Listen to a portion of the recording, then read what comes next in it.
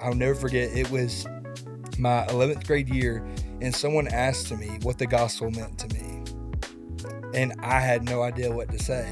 Yeah. Like, I knew that Jesus died for me. I knew how what God meant to me, but like I didn't really have a relationship. I knew that He reigned above it all. I knew all these different things, but I knew how to say these things. Yeah. But I really did not know how to put them into my own perspective of my own life, because, and something that I live by even now is how do you know something, or how do you not know something that you're saved by? And I ask people that all the time. It's like you can say this word, the gospel, and it can mean something to someone who knows what it means, but what does it mean to you? To you specifically. Yeah. Yeah, that's good.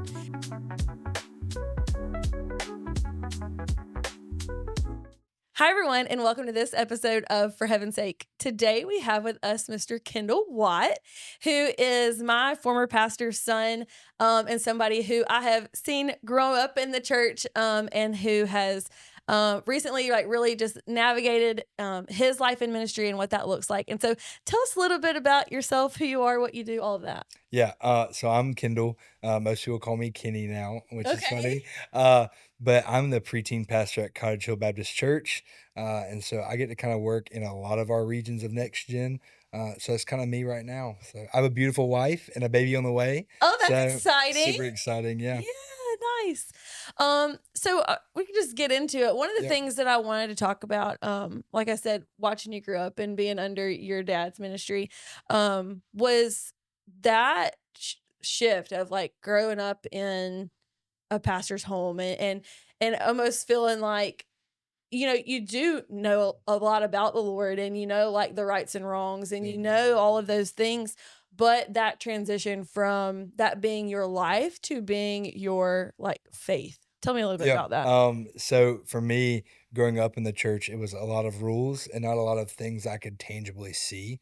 And with people around me, but also myself. Mm-hmm. I was always told not to do these things, but I never really saw these things not done to the people above me and to my friends around me and my pastors and different things. But it really was shocking to me whenever I came to faith at 17, to see that the things that Jesus has laid before us, that it is about love. What experience did you have that the Lord was like, I'm calling you by name?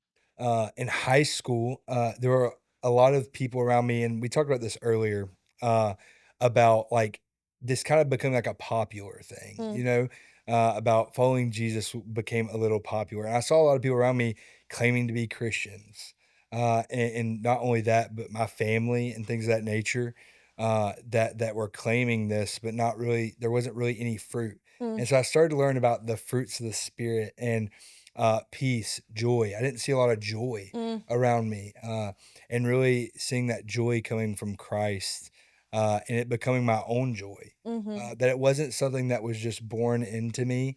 Yeah. Um, that it wasn't something that my dad or my mom just passed down to me, but it was something that could be my own. Yeah. And that ultimately Jesus could get glory from that. And so I really would say that it kind of started with people showing that joy to me, people taking me in, seeing me as someone who had struggles, Mm-hmm. seeing me as someone that wasn't just a PK, a Mm-hmm. pastor's kid, Yeah. and saying, you know what, this person not only needs help, but also needs discipleship. That's good. I would say discipleship was like a big thing for me that I did not have. My parents, they work at a church and they see that all the time and they're discipling others.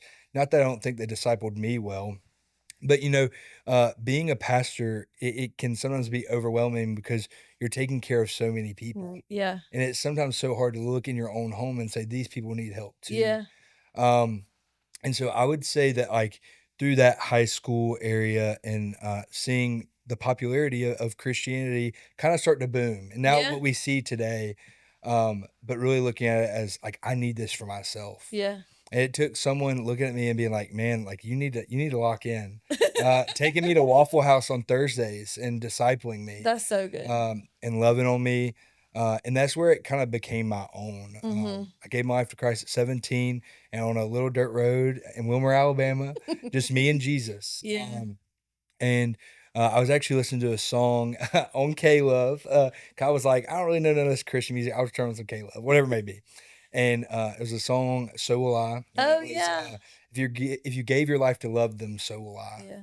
And it was like he gave his life to love me, but I'm not loving the people around me. Mm, And so it was kind of in that place of, I need to make this my own. I need to make that decision for once and for all that I'm going to follow Jesus. Not yeah. that it's going to be that I'm just going to fake it till I make it like I Mhm, had for 17 years. mhm. Because being called a pastor's kid, people expect you to have that relationship. Yeah.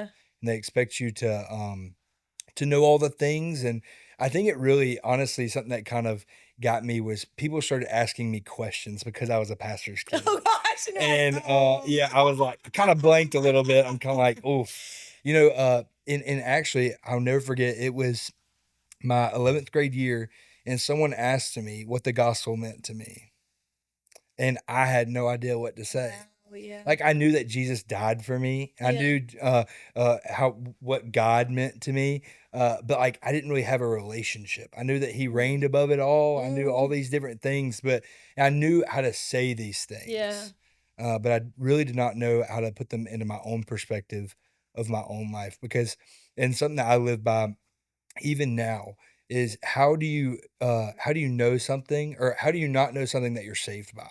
Mm, And I ask people that all the time. It's like you can say this word, the gospel, and it can mean something to someone who knows what it means, but what does it mean to to you? you specifically, Yeah. yeah, yeah, that's good. And I think too that taking that from, um, just like scripture, thinking about like on judgment day when he says like Mhm. depart from me for I never knew you, like we can have this the knowledge of the Yep. scripture and like who he is and what he did, and without that relationship, Yep. him knowing you intimately and you knowing him intimately, that is the great divide. Absolutely. And so, like, that clear decision to say, like, this is for me, Yeah. and that I'm gonna live this out. Yeah. So from there, you left high school and then went to college? Yes, no, no? I went to a semester of culinary school. Culinary school. I love to cook. I swear, yeah. So I love cooking, and so it was super fun. Except Where it was was culinary school? Bishop State Okay, Community yeah, College. yeah. The only thing was I graduated in COVID, and so I graduated in 2020. And so, Oh. super hard decision of what I was gonna do next. And honestly, giving my life to Christ was the thing that kind of gave me the passion not to continue doing the things I was doing, Yeah. which was like I was like, I'm gonna go make all the money I can. I'm gonna go Mhm, be blue collar, all the different things. I was like, that's the call of my life. And the Lord just kind of reiterated that one and really gave me some creativity and cooking and things of that nature. And so I thought that was the calling of my life, and also it was like, what degree might be the easiest or whatever it may be. I'll make money Yeah, and not have to do a whole yeah. lot. Me and my mom sat down, and she was like, "Here are some things that you can do here locally," and she said culinary school. I was like, "Let's do it." And I was gonna go for free, and so I was like, "This is." Level-headed too. She's like, "This is it, like, Yeah, these are your options. You figure it out." 100%. I love her. 100%. So, really, coming out of that and honestly, COVID, it was really hard, Yeah. because me and my friends, we all still hung out, but there wasn't, really churches open, and at that time, I was still going to my dad's church at the time and helping with their online service. I was playing Okay. drums for them, helping with worship. And really, there was someone that was helping with our online services who really helped me grow in my faith. I was still not, I'd given my life to Christ at 17, but really at 19 was when my faith became really real and really tangible in the way of how I was speaking to people and really being able to share the gospel. It was Mhm. kind of like this period of like I'm gonna be serious about it, but I'm still going to sit in my sin in some ways. Mm, And I was still trying to figure out my sin, but I was trying to figure it out. I wasn't mm, going to Jesus to help me figure it out. mm. And so really from like that time of graduating and going to culinary school, I tell people that all the time. They're like, "What?" I'm like, "Yeah." Uh, it was about a year after that. I was 19 and I got a call from a friend from a while ago who I'm still friends with today, and we actually work together. Her name's Anna Catherine, and she was like, "Hey," she DM'd me on Instagram. Was like, "Hey, I have some friends, and we're doing a Fuge camps, and I know you play a bunch of different instruments. Would you be interested in coming and doing some worship with us?" And I'm like, Oh my gosh. I was working a 9 to 5 job. I was doing maintenance, for a couple different apartment complexes Mhm. at the time. And, I went to my boss like, "Hey, like, is this a possibility for me to have off all summer?"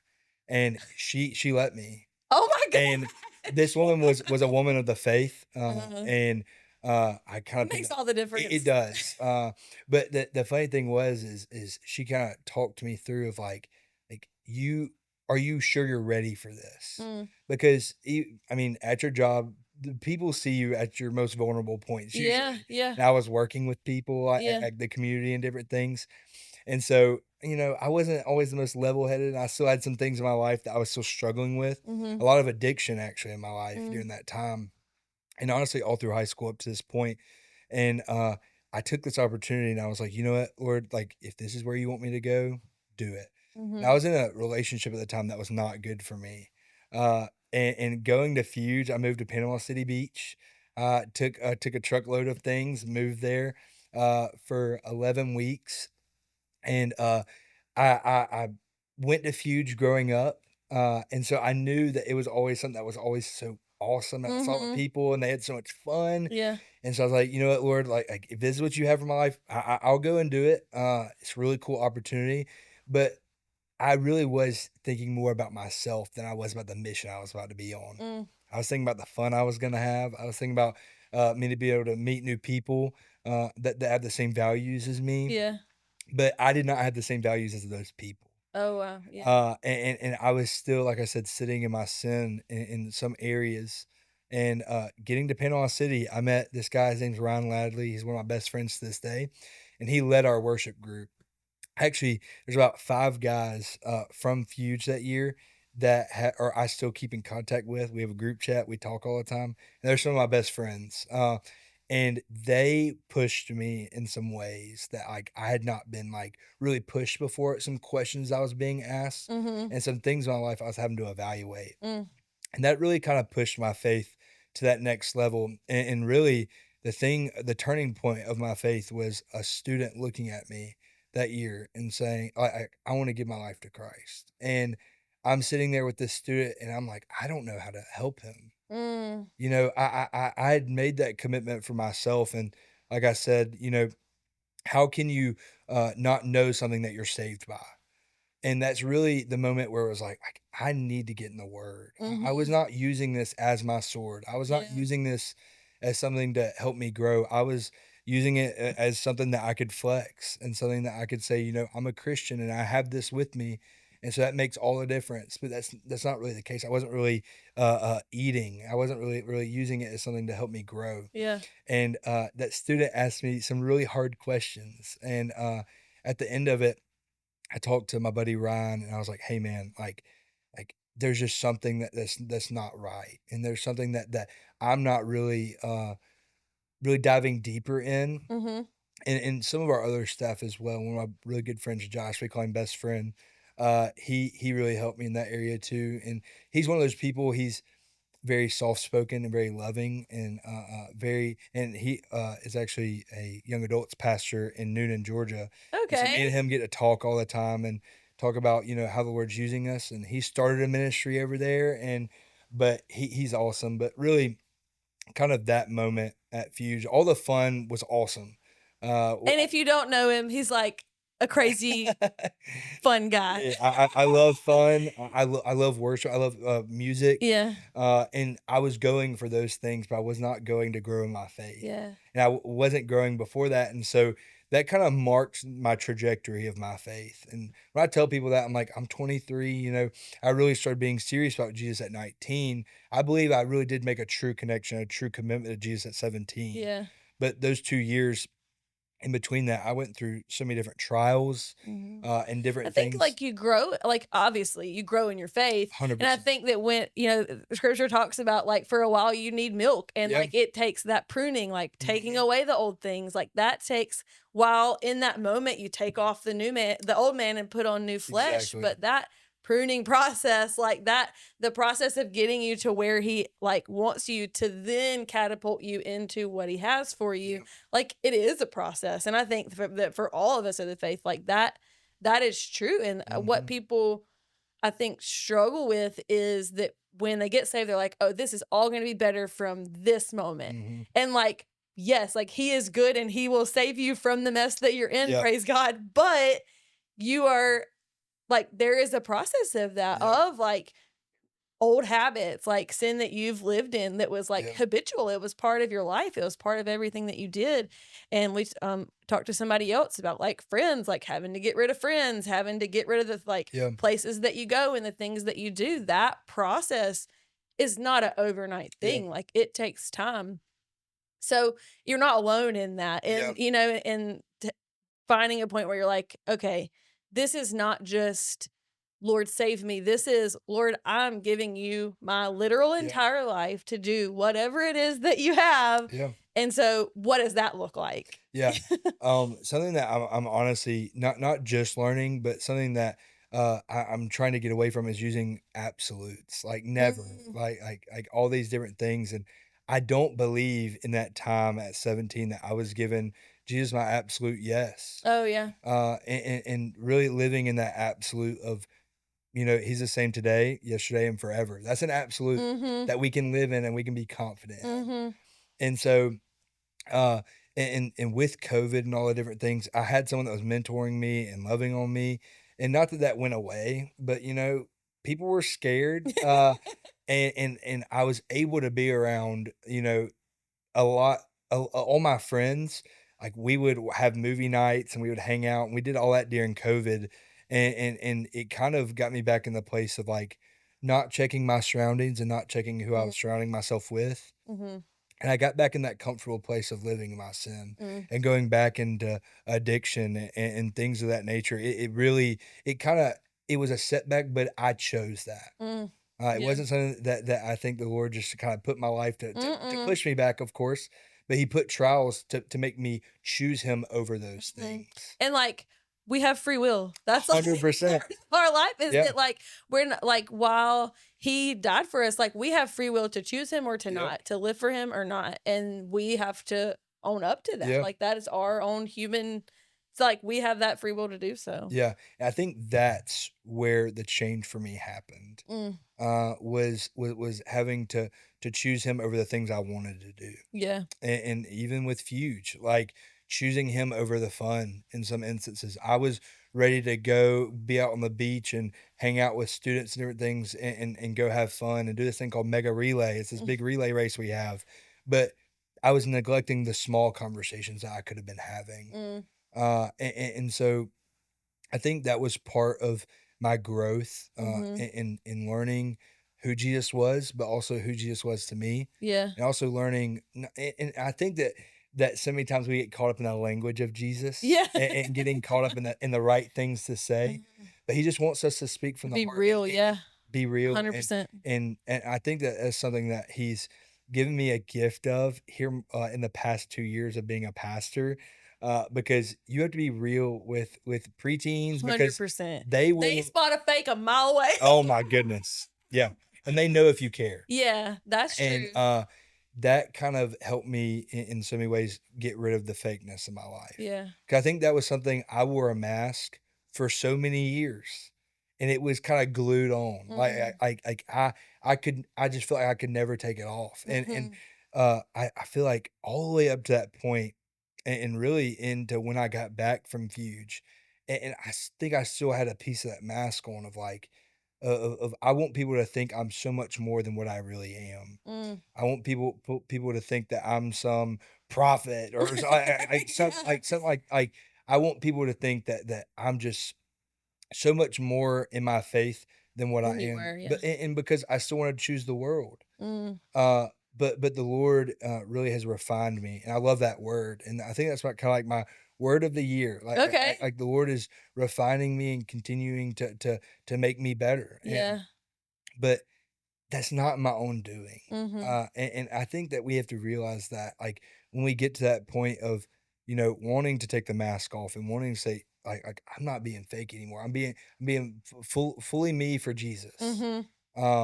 That's really where he starts that process of saying, well, if you're gonna be fully you for Jesus, what can I strip away? Mm, What can I strip away to make you more about me mhm, and for you to be more on mission for me? yeah. Um, So when was like or was there like a very like defining moment to say like I know that my life now is in ministry. mm, Like yeah. So I came back that summer and I went straight back to maintenance. Uh, I really did love my job. Mhm. It was very interesting, but I also just started doing more blue collar things. And honestly, kind of after I left Fuge in my first year, I felt like I didn't take a step back, but I kind of went back to just normal life. It was Yeah. kinda like I left all these friends that were pushing me and wanted me to be more like Jesus, and I kinda just stepped back to Mobile, Mhm. and it was just Mobile, it wasn't a mission field. Mm. Um, That's good, and cause I think that, like and our pastor talks about this quite often, is that there are lost what is it? There are lost people far from us, and there are lost people near to us. Like 100%. and forgetting that the mission field that is near to us Yeah, is where we are supposed to be every day. every day. Yeah. Yeah, the harvest is plentiful, Yeah, for sure. For and sure. the laborers are very few. Yeah, that's right, and the laborers are few Yeah. everywhere. Yeah. And so and so many times, like, I think of laborers, I think of people who are being serious for Jesus, Mm. not people who are just wearing the shirts and posting the music and just kind of being I don't wanna I hate the word posers, I hate that. 'Cause I don't think that's the right way to put it, Right. but, people who are willing to wear Jesus, I mean, in every parts of their lives. Mhm. Um, And people who are able to answer hard questions like you were talking yeah, about and be willing to open themselves up to those kinds of mhm, conversations and in order for that to happen, you have to live your life in a way where people know to come to you. yeah, That like when they think, "Oh, I have a question about Jesus," or "I have a question yeah, about this scenario," or how like how can I get help in this scenario? That person has to automatically think, Kenny. Like they yeah, have to automatically think of you to be able to come to and ask that yeah, question. And that is like that's the laborers, the people who yeah. are willing to plant seed, that were willing to talk to people and like I said, to answer the hard questions and do things like that. Yeah, absolutely. Really, when my faith became my own, though, and really when the Lord really started pushing me was when I came back from Fuge that first year. Like I said, I kind of took a step back, but I had one friend who invited me to this church. And this is kind of where I broke off from being the PK a little bit. I kind of had already in high school, Mhm. started going to other churches and being around different community. But this is really where it like skyrocketed was going to a different church uh, and really being around community who knew so much and who truly did live on mission. Mm. And I feel like this is like the defining moment where it was like, wow, the Lord is really calling me to something way more than myself. And he might not be, and he may be calling me to be in maintenance the rest of my life and to share the gospel Use there. that in your mission Yeah. field. Yeah, for sure. But and I think sometimes we have to be excited about that as well. Mhm. Like I was excited to go back to work after I started this at this church. It was a 2 year journey through Exodus. Okay. And I love the book of Exodus because of that. We went so in depth in it. Um, but it really kind of skyrocketed in me the passion for people in any mark of my life, whether Mm. it be my family, whether it be the people at my job, whoever it may be. Mhm. And so I'd kinda gotten to that point of saying, "You know what, Jesus, here's my absolute yes." Mm. Uh, and that was a defining mark for me for when it started to become into ministry. Okay. Uh, I went to my 2nd year of Fuge, that next summer, and, I was given more responsibility, and more things to do. I think that's what kinda sparked my interest in ministry, Mhm. was kind of that love for doing more, but also for doing more absolutely for the kingdom. And I was so scared of ministry because I grew up in it. Yeah. And they always talk about pastors are broke and it's hard. It's hard to not only, you know, care for a community, but also care for your family. And I saw that firsthand. Mhm. Um, and I truly do believe that my dad and my mom as well, like, they did the absolute best Yeah. with the person I was in those years because I was horrible. I was absolutely horrible. I was the yeah, my brother was the angel and I was not so much. Y'all are night and day for We sure. are, for sure. Me and him were actually just talking, but, Like, have always been night and day. always been. He's Uh-huh. way more quiet, I'm way more not. And there's just things of that nature that I was just so scared about. Like, I genuinely would not give God my yes, and I truly do believe that, like, of course, it was all part of his plan. Mhm. But in that moment where I think I could have said yes to more opportunities, I think I'd be farther along, not only in my faith, but maybe in ministry or whatever it may be. But and I had some opportunities at that time to say yes to some really cool things. And I look back and I'm like, if I wouldn't have done these things wouldn't have happened. And so I have to be thankful for those things that happened and did not happen. Yeah. But really looking at the future, looking at the next thing, like giving him saying, Jesus, wherever you want me, I'm listening. Mhm. I'm here. Give it to me in your word. Mhm. Give me that next step. But uh, that next year of camp, it went back to Panama City, went back there for 11 more weeks. Uh, and it was a super encouraging time for me. And I also, a lot of my friends who were there the year before came back. And Ryan, my friend, me and him were on the worship team again together. But really, that summer was where I feel like I became so much more comfortable in my Mm. conversations. That time in between my first and second summer, I was growing, I was learning to love the word. Mhm. Exodus is a great book to learn to love the word because it can be a little boring at It can be times, hard to stretch but through. but the details, Yes. like, you find the value in the details, Yes. the tabernacle, Yeah. whatever it may be.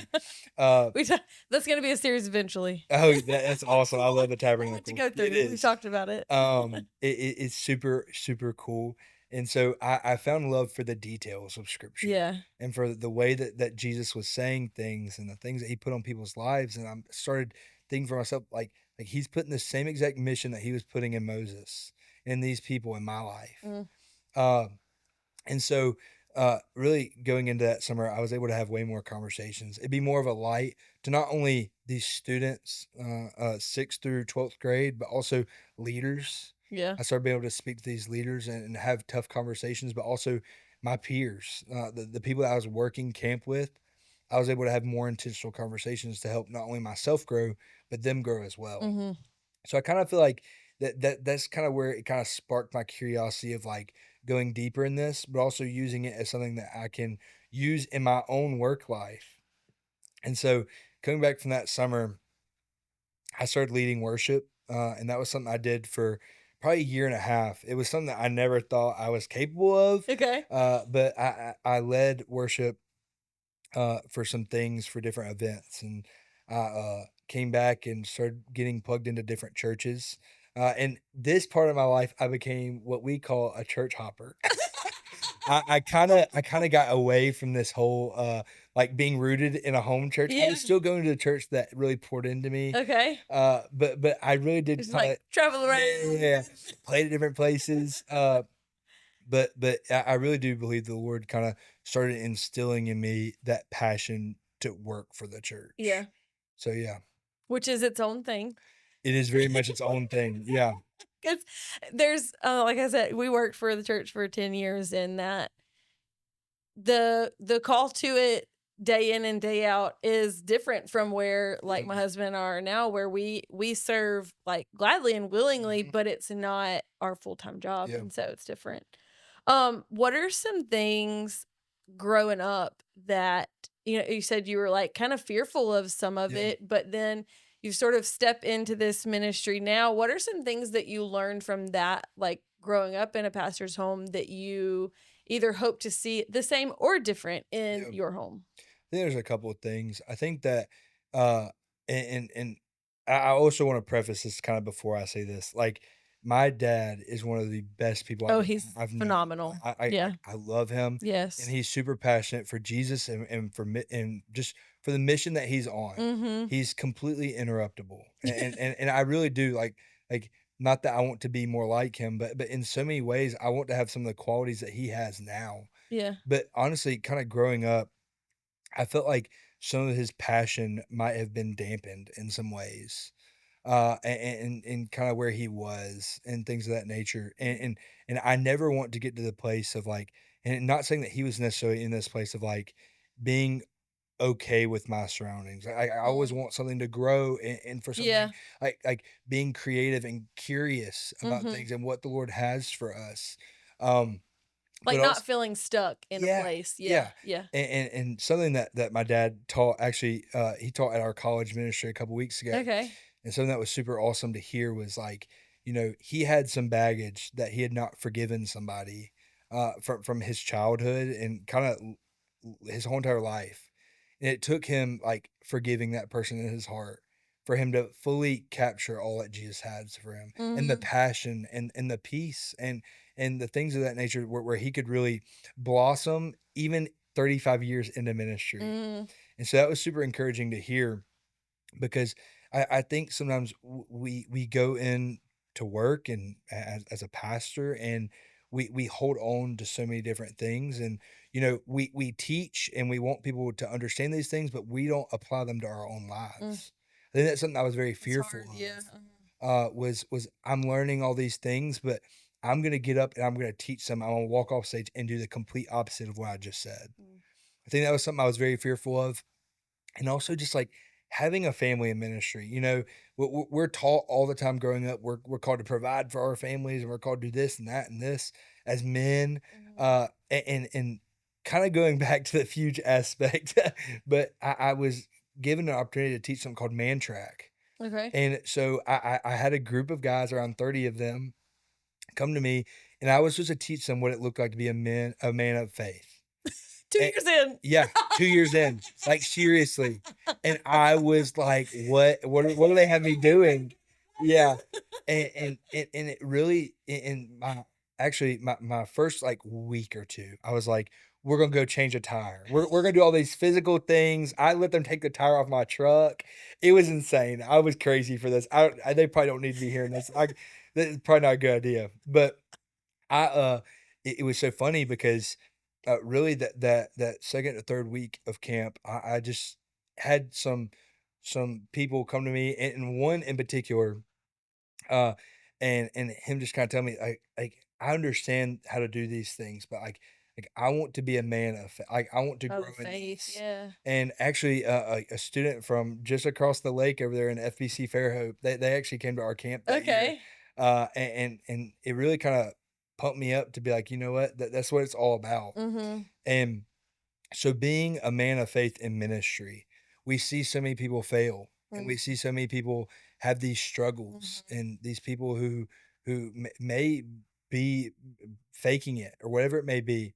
And I was always scared of that because I had the tendency and I always look back at my past and I looked at me wearing that mask and Mm. how easy the devil wants us to put that mask back on and say, "You know what? Like, this was so much sweeter." Mm. But Like, you really could continue to fake it. yeah, Yeah. and honestly, it is so easy.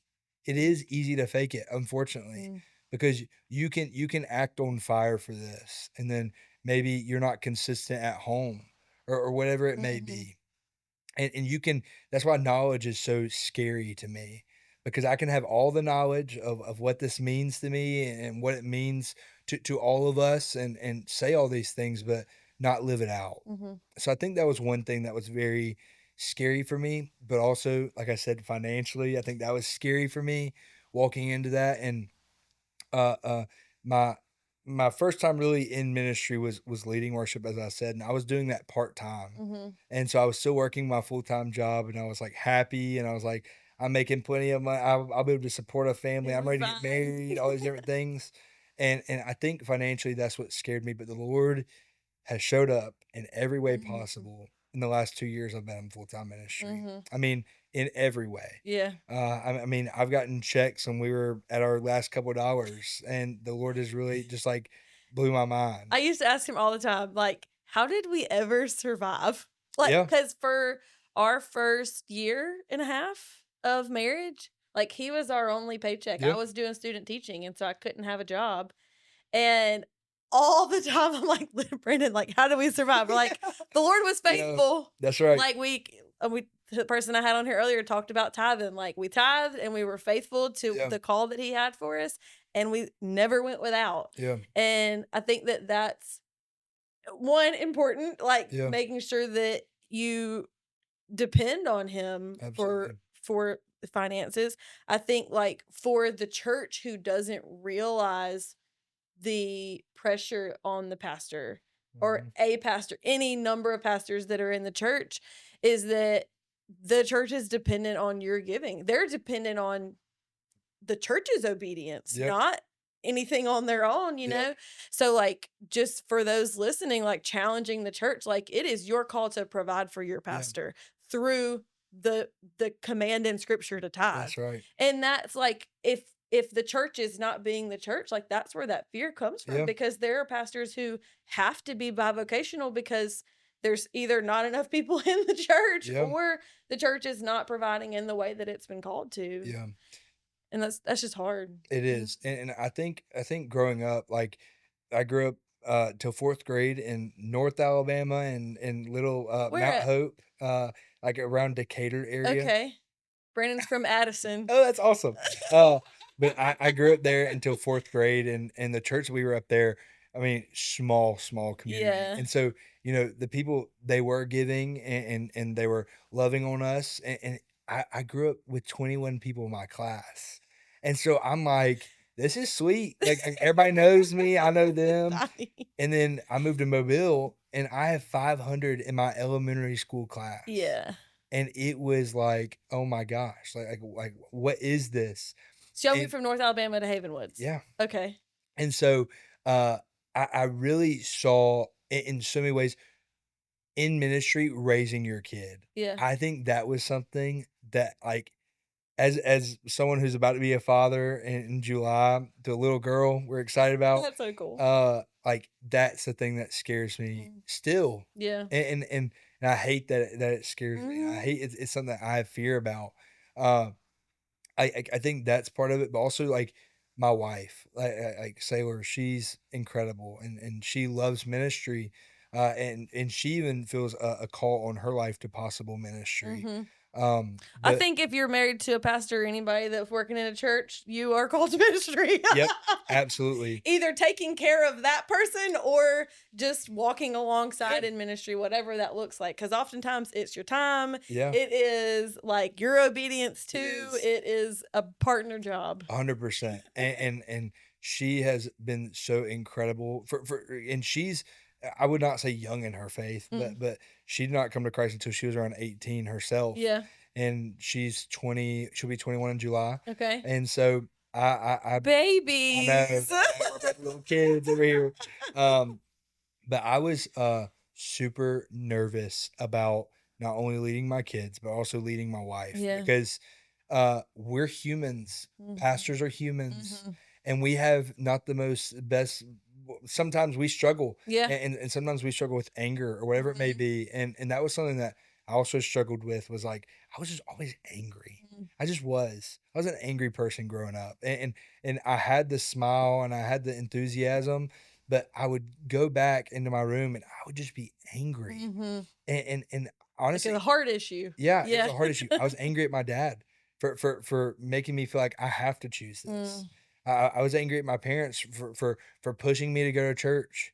I was angry at the church. Mhm. I was just I had so much bent up anger that finally, when it all got released, it was like I tore down so many bridges Mhm. with my family. I feel like I was choosing things that I shouldn't have, and I feel like I was like, I'm just gonna replicate me if I have a kid in ministry. Mm. I was so scared of that because I was Yeah. like, I knew how much it wasn't fun, Yeah.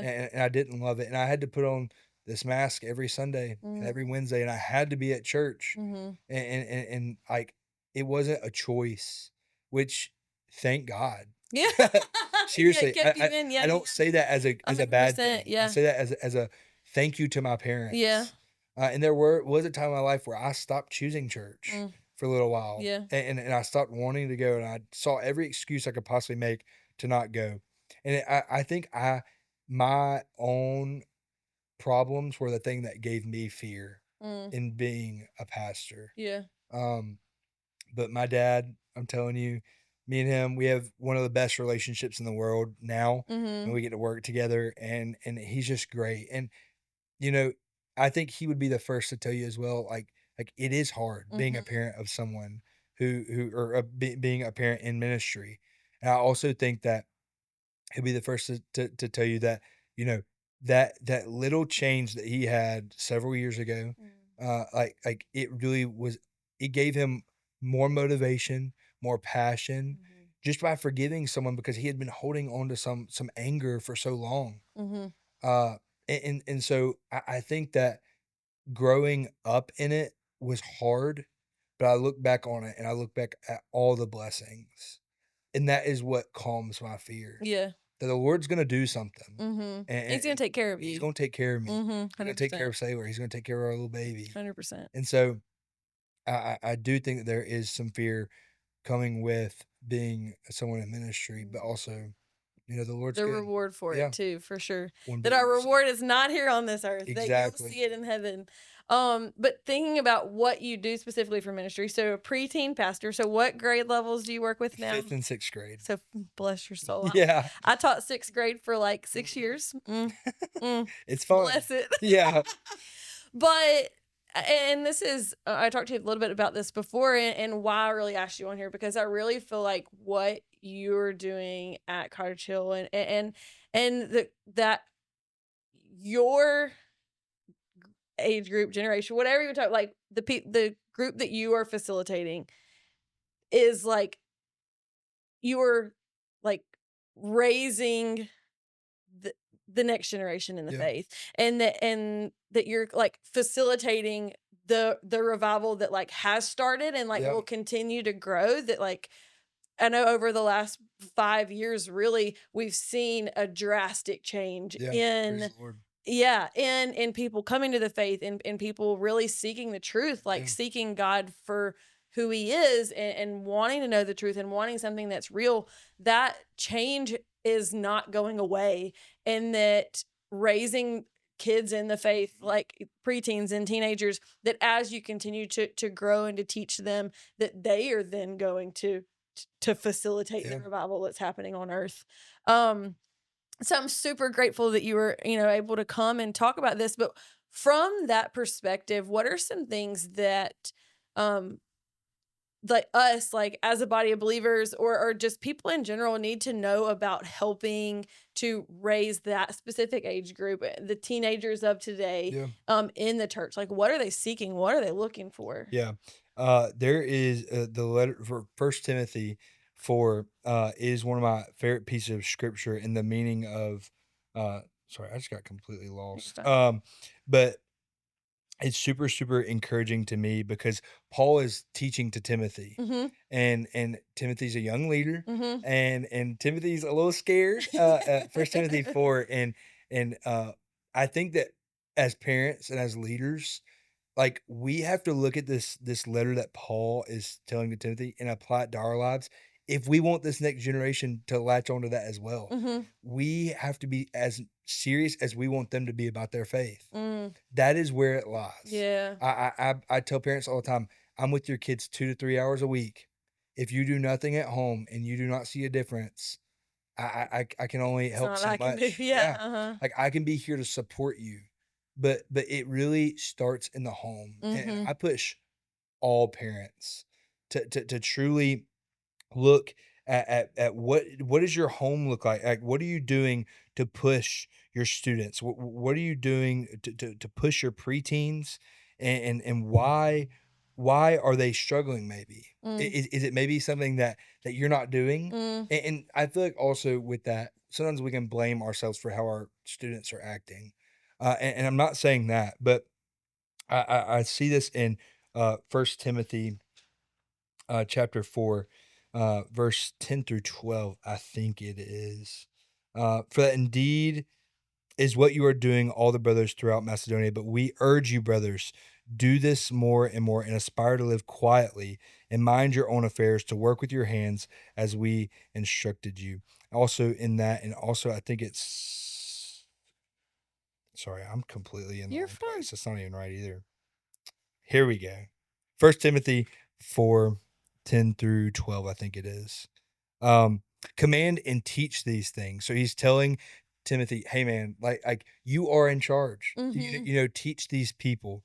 Let no one despise you for your youth." I think that's the first Yeah. place you kind of have to Mhm. stop and say, you know what? No matter what age you are at, you can be a leader. Yeah. And something that I've been teaching, honestly, probably this last year to my preteens is like, we call you the next generation, but in some cases that's not true because you are here. Yeah. You can lead now. Mhm. You can start teaching. You can Mhm. start helping. You can do everything that your parents are doing and more. Yeah. Like, don't limit yourself Yeah. just because you're this next generation. You're here Mhm. now. Yeah. You're here to serve now. 100%. He's put a mission on your life now.